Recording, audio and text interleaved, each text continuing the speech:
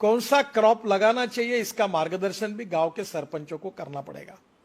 इस बार हमारे देश में 280 लाख टन चावल गोडाउन में पड़ा है 3 साल से, और चावल अब ज्यादा रहेगा तो सड़ सकता है। क्या आज हमारे देश में चावल इतना ज्यादा है कि पूरे वर्ल्ड को हम चावल दे सकते हैं? वी आर चावल सरप्लस।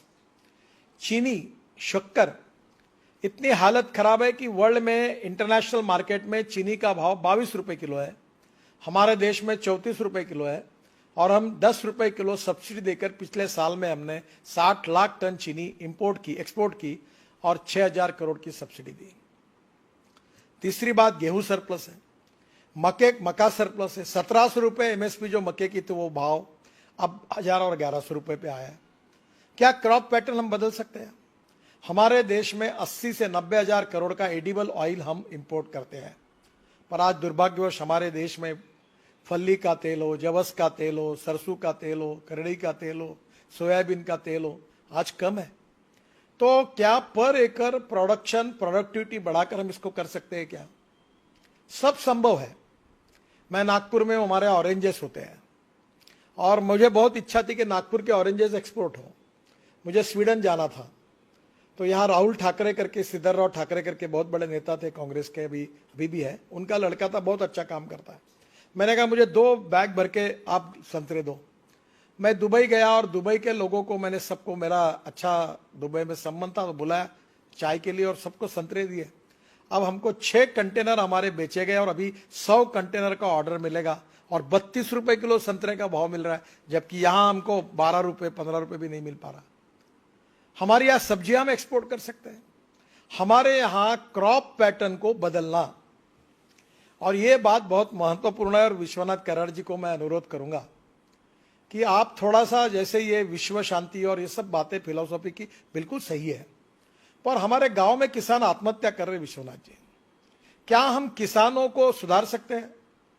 तो मेरा दावा है कि जब तक किसान पेट्रोल डीजल नहीं उगाएगा तब तक किसान सुखी नहीं होगा। हमने इथेनॉल लाया, जो गन्ने के जूस से इथेनॉल बनता है, गन्ने मोलाइसिस से बनता है। अभी तो हमने शुगर के बजाय इथेनॉल में कन्वर्शन किया। 1600 करोड़ लीटर हमको इथेनॉल चाहिए, अभी हम 550 करोड़ तक ही पहुंचे हैं। और अभी पूना के प्राज वालों ने और रिसर्च किया कि डीजल में 10% डालेंगे तो और लगेगा। और मैंने और तय ये किया है कि ट्रांसपोर्ट मंत्री होने के नाते इथेनॉल पर चलने वाली बजाज ने बाइक तैयार की है, टीवीएस ने तैयार की है, वो भी लॉन्च कर दी है। क्या हमारे गांव का जवान लड़का अपने गांव में चावल से, मक्के से, गन्ने से तैयार हुए फ्यूल पर अपनी गाड़ी, अपनी स्कूटर अगर चलाएगा तो इंडियन ऑयल और भारत पेट्रोलियम के पंपों की कोई जरूरत नहीं है।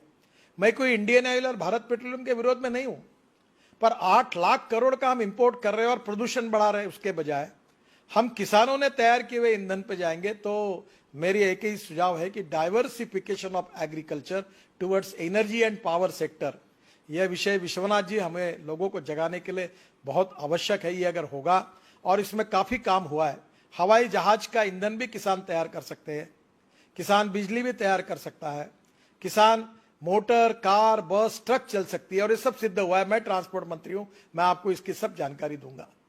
तो गांव इससे भी समृद्ध और संपन्न बनेंगे। और सबसे इंपॉर्टेंट चीज है कि गांव में अच्छी शिक्षा मिलनी चाहिए। हेल्थ सर्विसेज के बारे में कल ही मेरे बहुत दुखद घटना हुई। ताड़ोबा में एक परिवार गया था, गाड़ी उलट गई, लड़की भी मर गई, जवान लड़का भी मर गया। और दुर्भाग्य यह है कि ये जो मर गया इसका कारण रोड में एक ब्रिज था, उसको कटड़े नहीं बने थे।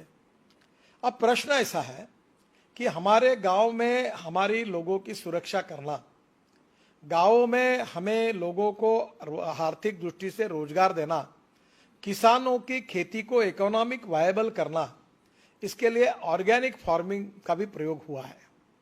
अभी हमारे गांव में जो कचरा, आप एक अच्छी बात है, जैसे आपने लोगों के बारे में कहा, मैं सभी सरपंचों को अनुरोध करूंगा कि मेरे खुद के घर में अनुभव आया था कि मेरे यहाँ जानवर मर गए, मुझे प्रोडक्शन अच्छा नहीं मिलता था।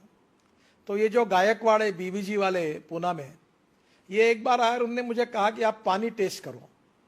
तो उनके साइंटिस्ट है और मेरे कुएं का पानी टेस्ट किया तो ध्यान में आया कि उसमें बहुत हार्ड वाटर है। फिर मैंने सॉफ्टनर लगाया और जमीन को भी सॉइल हेल्थ कार्ड और पानी का टेस्टिंग हर किसान ने करना चाहिए। इसमें हम लोग सरपंच ने जिम्मेदारी लेनी चाहिए कि मेरे गांव में एक भी किसान ऐसा नहीं रहेगा जिसका सॉइल हेल्थ कार्ड होगा और पानी टेस्टिंग होगा। अगर ये दो बातें की तो हमारा उत्पादन बढ़ जाएगा। और इसलिए ये दो बातें करने के बाद आपके जमीन में एनपीके में नाइट्रोजन, फास्फोरस, पोटेश में क्या कम ज्यादा है वो खाद डालिए। जो आता वो खाद केमिकल फर्टिलाइजर डालता है। अभी ये प्रयोग हुआ कि जिनके खेत में ऑर्गेनिक कार्बन 0.80 के ऊपर है उनको 100 टन गन्ना हुआ, और जिनके खेत में ऑर्गेनिक कार्बन जो है ये 0.20, 0.25 30 से 40 टन, 25 टन गन्ना हुआ। ऑर्गेनिक कार्बन इंपॉर्टेंट है, और ऑर्गेनिक कार्बन जो आता है वो बायो फर्टिलाइजर से आता है, सेंद्रीय खतों से आता है।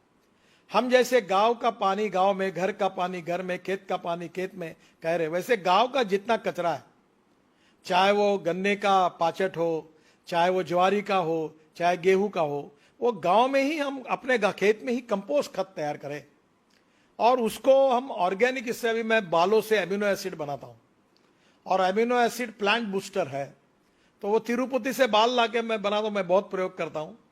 तो कभी कभी एक बार आगे बार राहुल जी, ऑर्गेनिक फार्मिंग और successful agriculture creating more employment potential in the rural area, particularly गांव में क्या हो सकता है इसका अध्ययन करिए। अभी जैसा मैं खादी ग्रामोद्योग का मंत्री हूं, हनी, अभी मनोज जी वहां है, हाई एटीट्यूड के हनी की कीमत 6,000 रुपए किलो है, और खादी ग्रामोद्योग से हम हनी के लिए पेटियां दे रहे हैं, और जहां हनी इकट्ठा होता है वो क्रॉप का प्रोडक्शन 25% बढ़ता है। अब कितना हनी हम इकट्ठा कर सकते हैं? इसलिए गांव में सोलर चरखा, अब ये वर्धा में हुआ है कि सोलर चरखे पर सूत निकालकर उससे साड़ी और कपड़े इतने सुंदर बने, पूरी तरह से उससे रोजगार मिल सकता है। इसी केवल गांव में रोजगार, ये विलेज इंडस्ट्री का टर्नओवर जिसका मैं मंत्री हूं 80,000 करोड़ है, और इस साल अमेज़न ने 70,000 करोड़ का एमएसएमई और विलेज इंडस्ट्री के आइटम्स को एक्सपोर्ट किया है। क्या हमारे गांव में तैयार किए हुए आइटम्स एक्सपोर्ट कर सकते हैं? ये छोटे छोटे लकड़ी के खेल बनते हैं, वो खिलौने बनते हैं। मैं अभी इसके लिए स्पेशल शोरूम शहरों में बना रहा हूं जो गांव के छोटे छोटे कारागिर तैयार करते हैं। कहीं गांव में सीरीकल्चर सिल्क तैयार होता है, कहीं गांव में लकड़ी 12 बलूतेदार जो है, लोहार, सुतार, चमार। अभी मैंने पैठनी जो बनती है उसकी जूते चप्पल वो पैठनी को यूज करके बने हुए लॉन्च किए। अभी डेनिम करके एक जीन का कपड़ा खादी ग्रामोद्योग तैयार करता है जो अमेरिका में ल्यूएसिस कंपनी पूरा लेती है। तो ये जो गांव में विलेज इंडस्ट्री हो, aspirant district 115, rural, tribal and agriculture field में आर्थिक स्वाधीनता, आर्थिक स्वातंत्र, आर्थिक स्वावलंबी जब बनाने के लिए ये गांव के सरपंच क्या कर सकते हैं? To save money is to earn money. There are lot of technology which are available. Raw material is available. गांव की स्ट्रेंथ क्या है, वीकनेस है, कौन सा रॉ मटेरियल अवेलेबल है, उसके आधार पर किसानों की इकोनॉमिक्स को हम कैसे बदले और गांव को समृद्ध संपन्न कैसे बनाए, उनकी परचेसिंग पावर कैसे बढ़ाए, उसके बिना आत्मनिर्भर भारत नहीं बन सकता। और सरपंच ये लीडर है, ही इज ए कैटलिस्ट।